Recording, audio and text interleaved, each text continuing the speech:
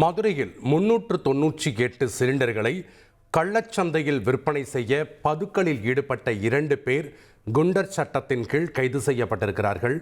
முக்கிய செய்தியாக நாம் பார்த்து வருகிறோம். விவரங்களை வழங்கினார் செய்தியாளர் ஜெகநாத். வணக்கம் ஜெகநாத். ஏற்கனவே தமிழகம் முழுவதும் பரவலாக இந்த சிலிண்டர்கள் பற்றாக்குறை இருக்குது நமக்கு தெரியும். இந்த நிலையில் தற்போது மதுரையில் 2 பேர் குண்டர் தடுப்பு சட்டத்தின் கீழ் கைது செய்யப்பட்டிருக்காங்க. யார் அவங்க? முழு விவரங்களையும் பதிவு பண்ணுங்க. வணக்கம். மதுரையில் சில பகுதிகளில் உணவுப் பொருட்கள் கடத்தல் மற்றும் மானிய விலை எல்பிஜி சிலிண்டர் பதுக்கப்பட்டு விற்பனை செய்யப்பட்ட நிலையில குடிமைப் பொருள் வழங்கல் குற்றப்புலனாய்வுத்துறைக்கு ரகசிய தகவல் கிடைத்திருக்கிறது. அதன்படி குடிமைப் பொருள் வழங்கும் குற்றப்புலனாய்வுத்துறை மதுரை கோவில் பாப்பாக்குடி அதலை பகுதியைச் சேர்ந்த பழனி என்பவரின் வீட்டில் அருகே இந்த காலி இடத்தில் சோதனை மேற்கொண்டனர்.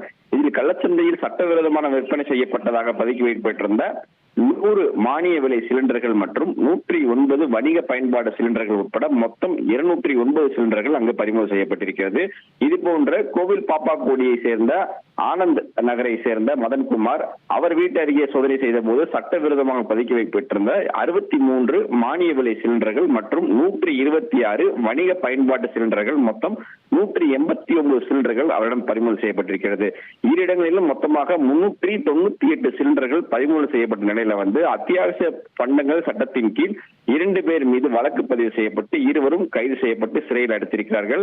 இது தொடர்ந்து இருவர் மீதும் மானிய விலை சிலிண்டர் பதுக்கல் தொடர்பாக கள்ளச்சந்தை தடுப்பு காவல் குண்டர் சட்டத்தின் கீழ் தமிழ்நாட்டிலேயே முதன்முறையாக மதுரை மாவட்டத்தில் மாவட்ட ஆட்சியர் பிரவீன்குமார் அவர்கள் நடவடிக்கை மேற்கொண்டிருப்பது குறிப்பிடத்தக்கது.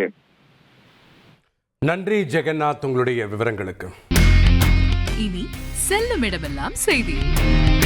தந்தி டிவியின் வாட்ஸ்அப் சேனலை ஃபாலோ பண்ணினா செல்லருக்கும் இடமெல்லாம் செய்தி. இதோ QR கோட் இப்பவே ஸ்கேன் பண்ணுங்க, ஃபாலோ பண்ணுங்க.